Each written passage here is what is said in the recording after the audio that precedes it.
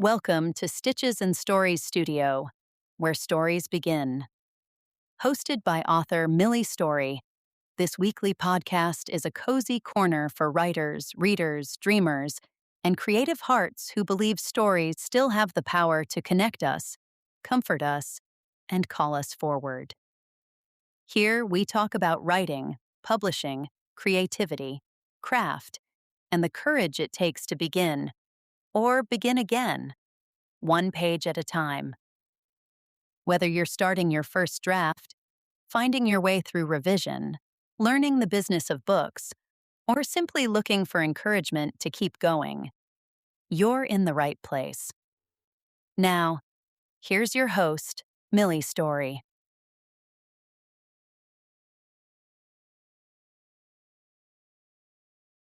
Welcome back to Stitches and Stories Studio, where stories begin.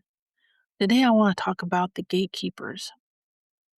Now, I don't mean that fellow standing in front of a castle with a spear and a sour expression, though publishing has had a few of those. I mean people, systems, and the tradition that decides who gets in, who gets noticed, who gets the shelf space and the reviews, and who gets told, well, this just isn't something we're looking for right now. Every writer has heard that phrase. It sounds polite. It's usually wearing sensible shoes when it shuts the door in your face. For a long time, we were told traditional publishing was the only respectable path. The path with marble columns and good lighting, and someone named Margaret who knew exactly where your manuscript belonged. Indie publishing was the odd cousin who showed up at Thanksgiving with the casserole nobody could identify. But here's the thing I keep coming back to. Writers have always found a way around those locked doors. Long before KDP and Drafted Digital, BookFunnel, Substack, even podcasts like this one, writers were figuring out ways to reach their readers. If they had to borrow money, publish anonymously, pay printers out of pocket, they serialized their stories in magazines and newspapers, passed their work on hand through hand of friends, patrons, booksellers, any system that existed at the time. And the tools have changed, but the impulse hasn't. Mary Shelley is one of my favorite examples. When Frankenstein was first published in 1818, it appeared anonymously. No grand banner announcing that a foundational work of science fiction had just arrived by a woman barely out of her teens. Of course not. That would have been too easy. And women writers were routinely dismissed or expected to stay inside pre-approved lanes. And a young woman writing about creation, ambition, science. And what happens when mankind gets a little too impressed with itself? No, that wasn't going to do. But Mary Shelley didn't wait for a publishing ecosystem to validate her. She wrote the story anyway, and readers are still talking about it 200 years later. Now, that should give every writer a little inspiration. Because the history of literature isn't a history of permission. It's a history of persistence. Imagine Charles Dickens published his work uh, today with Substack, uh, uh, cliffhangers, reader comments, paid subscriber extras. Can you imagine all of that? And probably a stern note to anyone who complained about a sentence length. But in reality, much of his work was done in serial form. Readers waited for the next installment the way they waited for TV shows today. He understood the pacing and the suspense, the connection with the audience long before anyone had a newsletter dashboard telling them their open rate. Alexander Dumas did the same thing. So plenty of writers whose work reached readers in pieces in magazines and newspapers have come long before we have today. But they face similar problems. And even Stephen King experimented with this a little with The Green Mile. It was released in separate monthly paperback installments back in 1996, and readers bought the story one piece at a time. They read it, lived with it, and waited to see what came next. And that's not a failure of publishing, but it's a reminder to the writer that their readers love being invited into the story while it's still unfolding. And I think we forget that sometimes. We start believing that everything has to arrive in some polished package pre approved by some invisible committee. But storytelling has always had a little bit of campfire in it. Someone starts talking, person next to you leans in, someone passing by hears a snippet, they join the circle, and the circle grows. And that's how the story survives. Now, that doesn't mean gatekeepers are evil. Not at all, or at least not all of them. Some editors are brilliant. Certainly, there are agents who are tireless champions for their clients, and publishers do extraordinary work. And plenty of writers genuinely thrive in that system. The problem isn't that traditional publishing exists. The problem is that we treat one path like it's the only path. One system controls the access and who's left in and who's left out. And sometimes it's voices that are considered too strange, too regional, too loud, old, young, too hard to pigeonhole into a single sentence of description. And heaven help the writer whose book won't sit neatly on the shelf where it's been assigned. And indie publishing didn't invent the stubborn writer, but it has handed them a set of better tools. And today, a writer can publish a novel, build their own newsletter, and record a podcast. You can sell direct. You can get to readers through libraries these days and find niche communities, keep all that creative control that previous generations could only barely imagine. Now, I'm not saying that any of this is easy. Let's not get carried away with the confetti. Indie publishing means you're a writer, but you're also the publisher, the marketing department, the quality control committee, the shipping clerk, and the person at muttering at a formatting era at 11 o'clock at night and questioning every choice that led to this very moment. It's a lot of work, but there's a lot of freedom in it. And for writers who started later in life, that means something particular. At 50, 60, 70, or beyond, you might not feel like spending the next 10 years trying to convince someone that your voice deserves a chance to be heard. You already know it does. You've lived enough life to know that you have worth and you have something to say. You've got stories been banging around in your head for years. And at some point, you just have to stop and open that door for yourself. That's what indie publishing allows. It allows a grandmother to write fantasy or a retired teacher to publish that mystery series they've been thinking about for years. Lets a municipal employee write science fiction before and after work and sometimes during lunch. Lets strange books live out there in the sunshine. And I love strange books. Polished and professional, absolutely, but strange. Books with fingerprints on them, carrying the author's specific obsessions and odd little fascinations. That's where the good stuff lives. Gatekeepers tend to look for what they already know how to sell, and readers are usually more adventurous than that. They'll follow a good story into the woods. They'll board a spaceship, walk into a haunted house, fall for the character who is supposedly too niche for the broader market. But readers don't wait for permission to read what they love, so writers shouldn't wait for permission to write what they love. That doesn't mean we skip our standards, though. Indie publishing isn't a hall pass for sloppy work. A book still needs its editing, a cover that signals to the right genre, formatting that doesn't make the reader feel like they've wandered into a ransom note, and creative freedom doesn't excuse carelessness. It just means that everyone else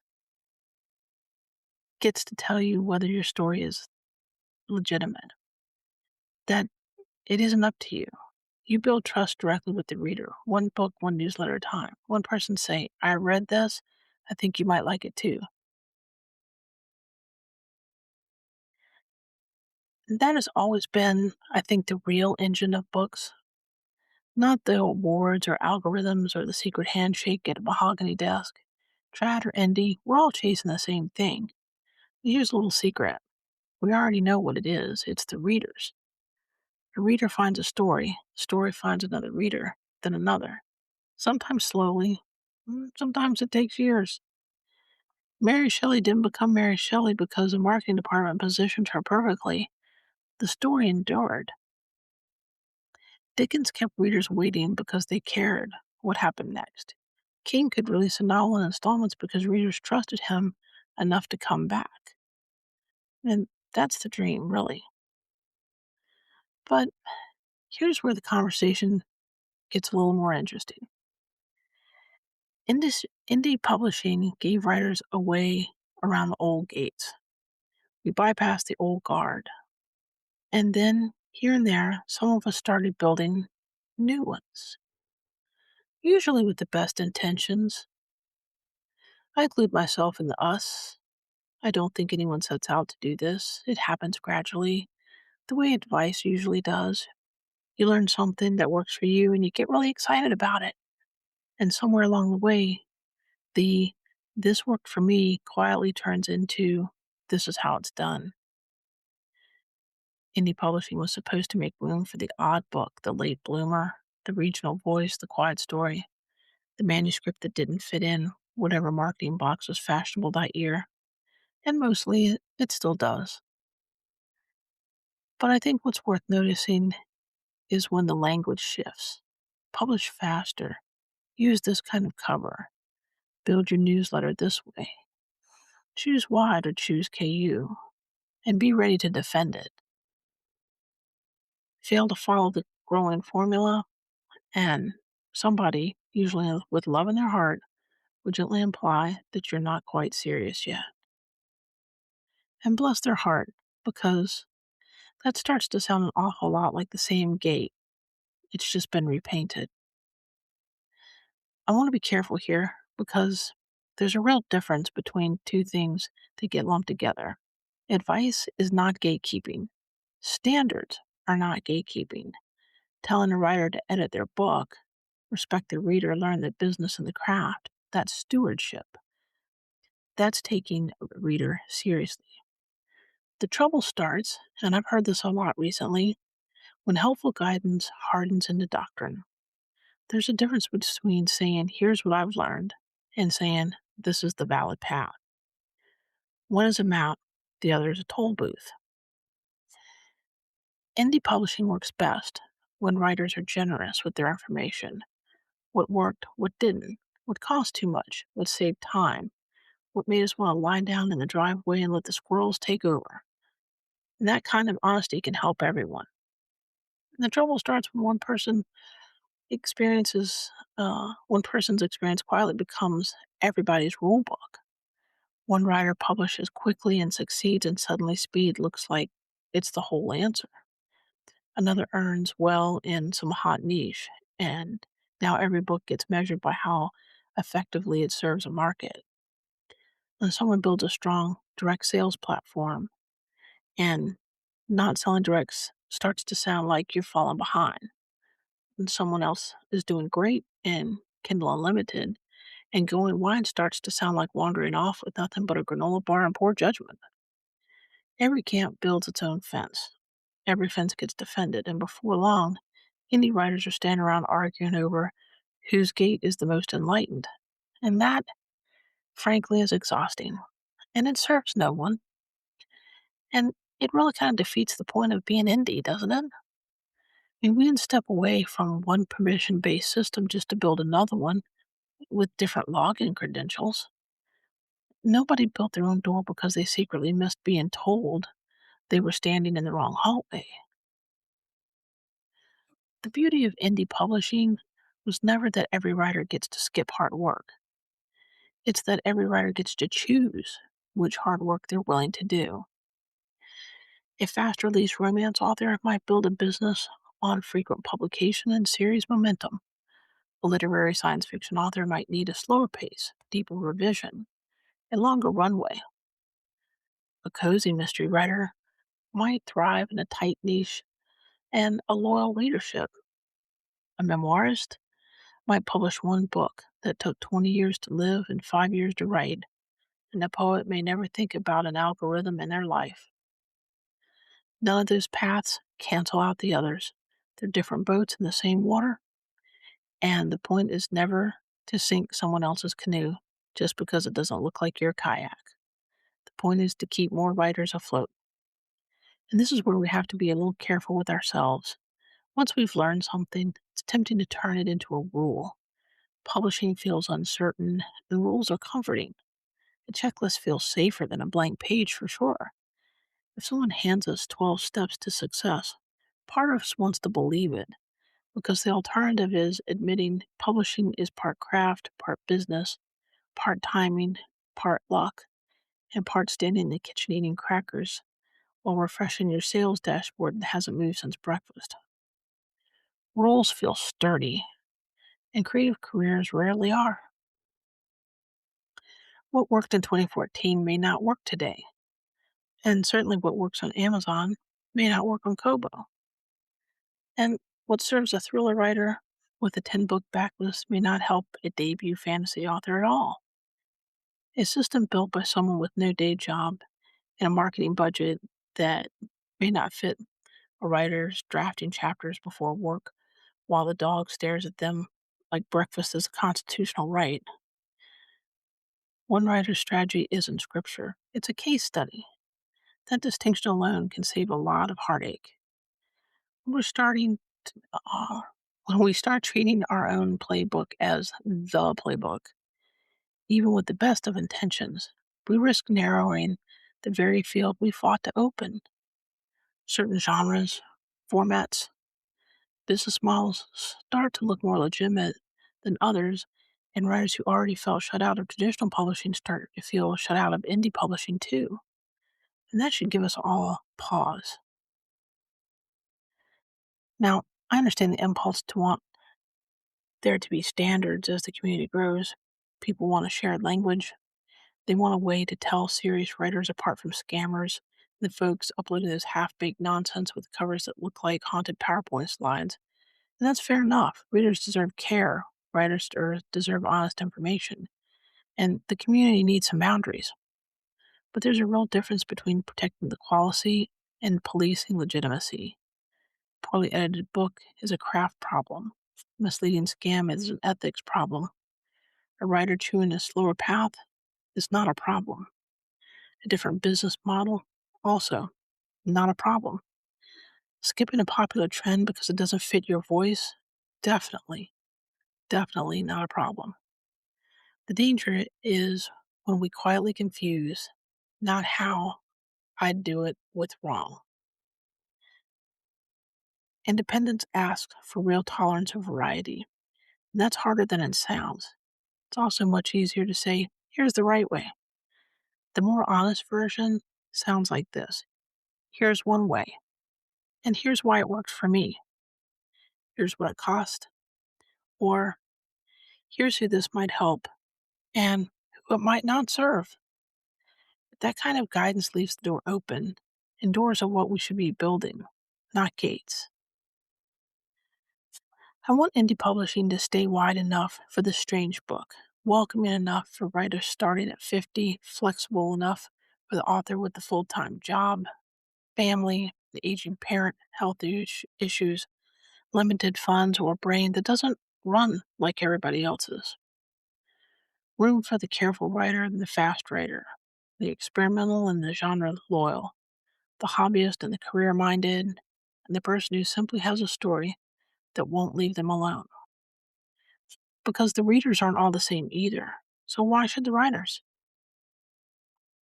The old gatekeepers used to ask, can we sell this to enough people? Indie publishing asks a better question. Can this writer find the readers who are looking for this exact thing? That's a different kind of hope. It's a little more personal and direct, and to me, more powerful. So when any of us, myself included, start building new gates, it's worth pausing to ask, what are we actually protecting? Are we protecting readers from careless work? Good. Helping writers avoid predatory services and bad information? Excellent. Sharing smarter business choices and better craft habits? Also a good move. But telling writers there's only one pace, one model, one acceptable way to publish or promote, that's where we start drifting off the road. The indie movement was never about replacing one authority with another. It's about responsibility. The writer takes responsibility for their work.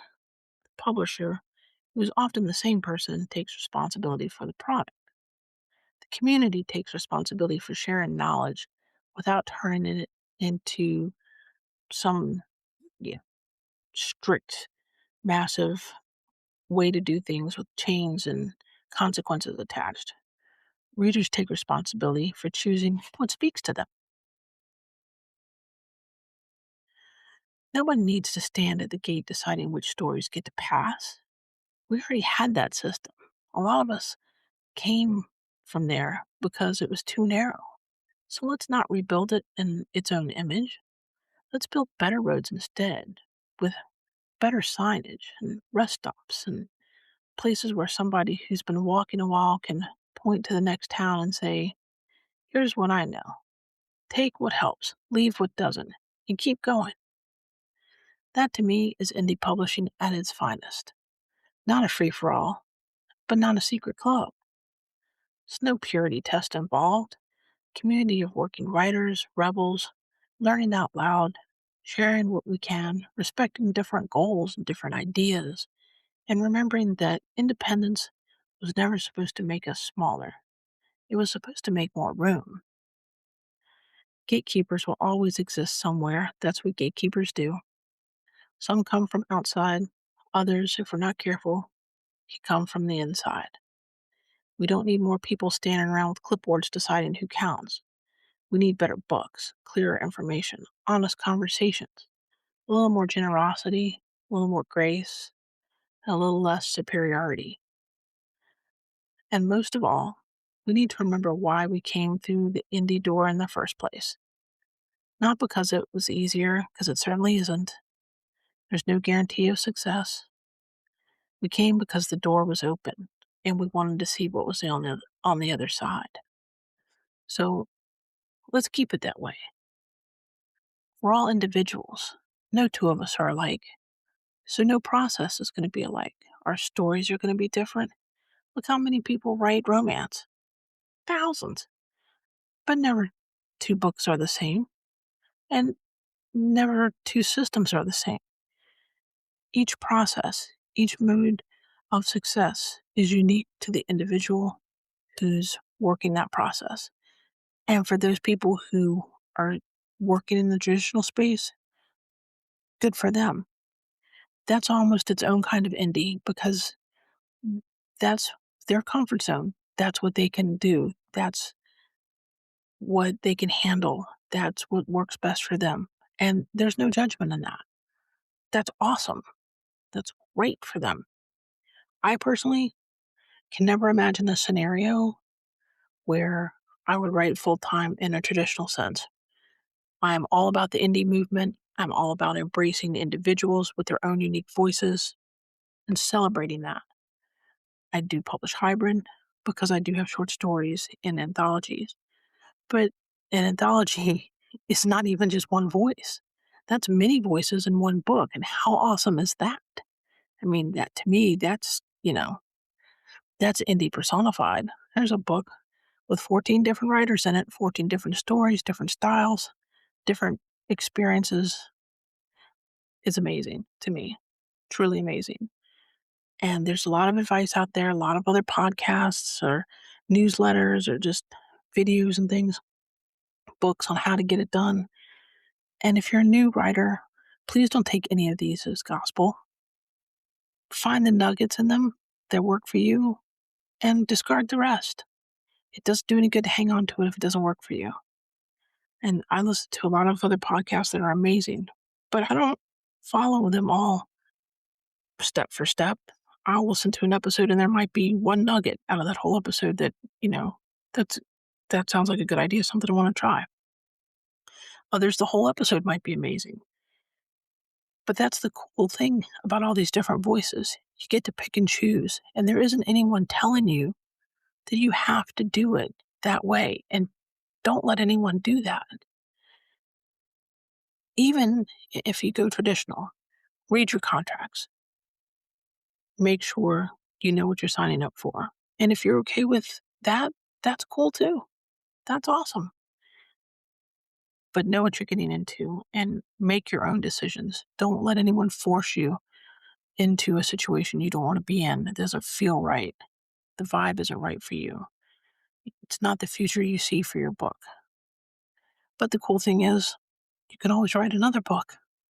That one doesn't work out. The situation is too strict, and it doesn't. The editor's not right, or the publishing contract didn't work the way you thought it would. Okay, learn from that experience.